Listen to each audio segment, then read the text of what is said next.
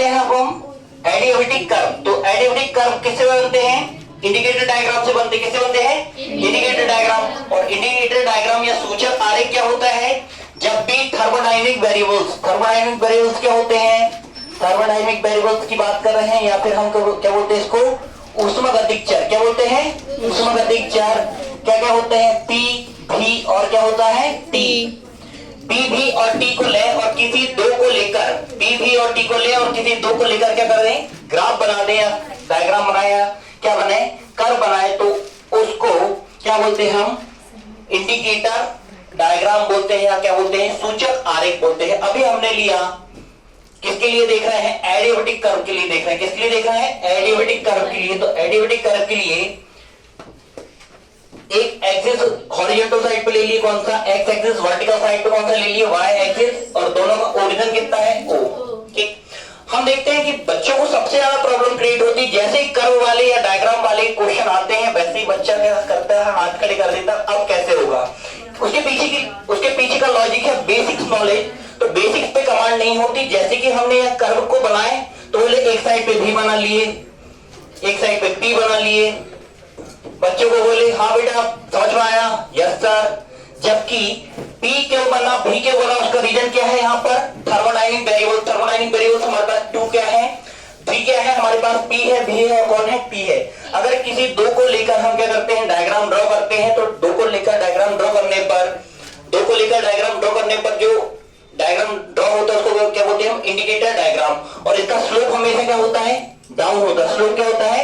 Down होता है। Slope का डाउन होना डिफाइन करता है कि स्लोप डाउन क्यों हो रहा है, क्योंकि यहां पर जो है किसका रूल लग गया है? बॉयल का रूल लग गया। किसका रूल लग गया है? बॉयल का रूल लग गया। और हम ये बात को समझते नहीं कि स्लोप डाउन क्यों हो रहा है। अगर स्लोप क्या बना हुआ है?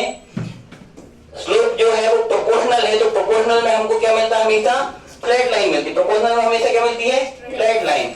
बट अगर प्रोपोर्शनल नहीं है तो स्लोप हमेशा कैसे मिलेंगे हमको? डाउन टू अर्थ मिलेंगे। कैसे मिलेंगे? Down to earth. क्लियर हुआ? आगे बढ़ते हैं। स्लोप डाउन पे मिला। बॉयल का रूल्स देखते हैं। तो बॉयल रूल्स के अकॉर्डिंग, बॉयल्स रूल्स या बॉयल लॉ के अकॉर्डिंग या बॉयल के नियम के अनुसार P प्रोपोर्शनल टू क्या होता है? 1/V या P इनवर्सली प्रोपोर्शनल होता है V के। ठीक है। अब हम इसको समझने के लिए सबसे पहले देखते हैं वो हार्ट शेप का बलून और एक और बलून। दोनों में हम क्या कर रहे हैं? इसका साइज क्या है? छोटा है। इसका साइज क्या है? ज्यादा। दोनों में सेम हवा भर रहे हैं। ठीक, सेम हवा भर रहे हैं। या फिर हवा भरने का तरीका भी उधर पे पंप और ये और वो उतना सारा ना बोल के मैं सिंपल सा बोलूंगा कि बलून है तो सिंपल फूंक मार रहे हैं। 3 फूंक मारे हमने बड़े शानदार तरीके से। अगर कपिल शर्मा समझ सकते हैं तो कपिल शर्मा समझ सकते हैं। ऐसा 3 फूंक मारे सिमिलरली इस पे भी और इस पे भी। ठीक, तो हार्ट शेप का बलून था और अभी क्या गुजरा है? वैलेंटाइन गुजरा क्या? तो बहुत सारे के टूटा होगा। तो आप बहुत अच्छे से कनेक्ट कर सकते हैं। तो ये जो है पर्टिकुलर एक शेप पे आ जाएगा क्योंकि इसका क्या है? वॉल्यूम कम है। और इस पे कोई फर्क नहीं पड़ेगा क्योंकि वॉल्यूम क्या है? ज्यादा। तो वो जो पर्टिकुलर हल्का सा उठ गया साइज पे, उसका क्या रीजन था? प्रेशर। क्या था? प्रेशर। तो हम इसे समझ सकते हैं कि प्रेशर कम तो वॉल्यूम ज्यादा, वॉल्यूम ज्यादा तो प्रेशर कम। आगे बढ़ते हैं। क्या देख रहे हैं हम? एडियाबेटिक कर्व देख रहे हैं। क्या देख रहे हैं? Adiabatic curve. तो एडियाबेटिक कर्व के लिए कर्व तो बन गया। अब इसके लिए एडियाबेटिक कंडीशन देखते हैं। पी वी की पावर गैमा, पी वी की पावर गैमा इक्वल क्या होता है? कांस्टेंट। क्या होता है? कांस्टेंट। तो कांस्टेंट के लिए अगर हम सॉल्व करते हैं, दोनों साइड का हमने क्या कर दिया है? दोनों साइड का अगर क्या कर ले हम dt के लिए क्या करते हैं? dt के लिए अगर चेंज निकालें तो dt के लिए चेंज निकालने के लिए क्या करना पड़ेगा? dt के लिए क्या करना पड़ेगा? डिफरेंशिएशन करते हैं। किसके लिए डिफरेंशिएशन कर रहे हैं? अवकलन किसके लिए कर रहे हैं? t के लिए। किसके लिए कर रहे हैं? t के लिए। तो d/dt p v की पावर गैमा इक्वल हो जाएगा कांस्टेंट। अब इस दोनों साइड करते जो भी करते हैं तो कांस्टेंट का भी क्या करना पड़ेगा? डिफरेंशिएशन करना पड़ेगा। कांस्टेंट का भी क्या करना पड़ेगा? डिफरेंशिएशन। ठीक, अब फिर से वही कंडीशन आ गई फंक्शन की। पहला फलन गुणित दूसरे फलन दोनों का क्या करना है? अवकलन करना है। तो अवकलन का फॉर्मूला क्या होता है? पहला फलन गुणित दूसरे का अवकलन धन दूसरा फलन गुणित पहले का अवकलन, या फिर first function differentiate by second function plus second function differentiate by first function. Value put कर लेते हैं। p d/dt v की पावर गैमा प्लस v की power gamma dp upon dt equal हो जाएगा 0। यहां पर dt है, यहां पर भी dt है, dt क्या कर लेंगे, कॉमन निकाल के कर देंगे। यहां पर dp अपॉन dt और कहां पर p आएगा, आपने उसी में लिख दिया। नहीं ये तो लिखा तो है, ये v की पावर गैमा ये बाहर आ गया ना, सेकंड फंक्शन है।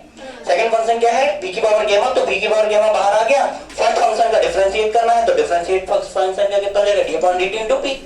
क्लियर हुआ।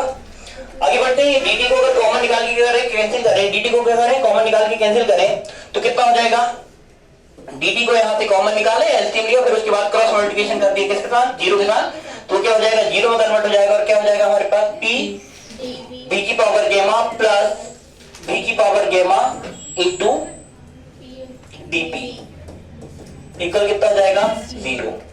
ठीक, बढ़ते आगे तो अगर इसको ट्रांसफर करते हैं तो ट्रांसफर करने पे देखते हैं p d v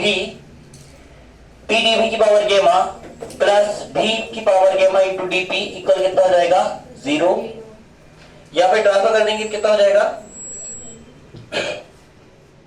एक और बात कहां गया, थोड़ा सा एक सिली मिस्टेक हुई है, थोड़ा ध्यान से देखेंगे। यहां पर ये किसके लिए फॉर्मूला था, v के लिए, किसके लिए था, v के लिए, पर यहां पर कांस्टेंट कौन है, गैमा है, तो कांस्टेंट गैमा भी कहां आएगा, बाहर। कौन बाहर आएगा, पहले गैमा बाहर आएगा और उसके बाद फिर किसके लिए सॉल्व होगा, ये v के लिए सॉल्व होगा। कितना हो जाएगा, p इंटू v की power gamma into dv upon dt। ठीक, जो फंक्शन नहीं होता उस फंक्शन को बनाने के लिए क्या करते हैं, उस फंक्शन का भी क्या कर देते हैं, डिफरेंशिएशन करते हैं। जैसे फंक्शन क्या था, b की पावर गैमा था, तो उसका डिफरेंशिएट कर दिए प्लस, अब कितना हो जाएगा, b की power gamma into dt upon dt equal कितना हो जाएगा 0। बढ़े आगे, तो हम देखते हैं p dt को अगर क्रॉस मल्टीप्लिकेशन कर देते कितना हो जाएगा, d की पावर कितना हो जाएगा 0 और इधर पे कितना हो जाएगा, गैमा माइनस 1, कितना हो जाएगा, गैमा माइनस 1। ठीक, कहां से आया ये, इसको भी समझ लेते पहले, आपके माइंड बहुत सारे डाउट होंगे तो लिखते जा रहे सर बस।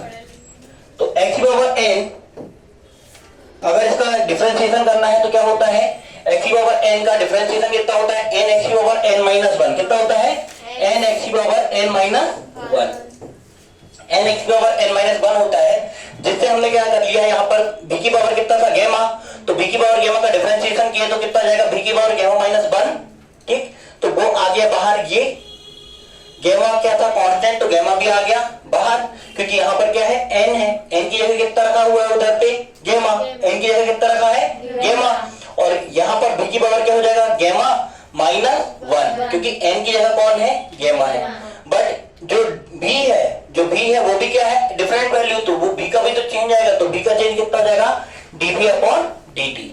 आगे बढ़ते हैं, तो यहां पर से dt को कॉमन करके कर दिया, 0 कर दिया, और ये जो लिखा है p इंटू v की पावर कितना हो जाएगा, गैमा, और ये क्या लिखा है, v की पावर गैमा माइनस 1 था, तो हमको पता है अगर बेस इक्वल होते हैं तो मल्टीपल पे पावर क्या होती है, इंक्लूड हो जाती है, और अगर वो माइनस में है तो माइनस में कम होती है, अगर बेस इक्वल होते हैं तो डिवाइडेशन में पावर क्या हो जाती है, कम हो जाती है, मतलब डिक्रीज हो जाती है, क्या हो जाती है, घट जाती है। ठीक है, तो दोनों को देखते हैं तो कितनी हो जाएगी, v की पावर गैमा, और इधर पे क्या जाएगा, v की पावर 1 इंटू कितना हो जाएगा, dv प्लस यहाँ पे हो जाएगा v की power gamma into dp equal कितना हो जाएगा 0।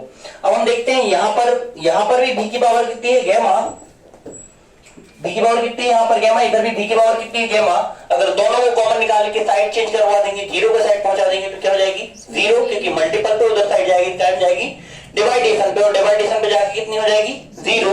इधर पे कितना बचा हमारे पास, pdv, कितना बचा, pdv अपॉन कितना है, v प्लस dp इक्वल हो जाएगा 0। अगर दोनों का एलसीएम लेते कितना आ जाएगा, v का मल्टीपल होगा dp के साथ, v का मल्टीपल होगा dp के साथ, तो कितना हो जाएगा, pdv प्लस vdp इक्वल कितना हो जाएगा 0। अगर एक का साइड चेंज करते तो कितना हो जाएगा, pdv इक्वल हो जाएगा माइनस का vdp।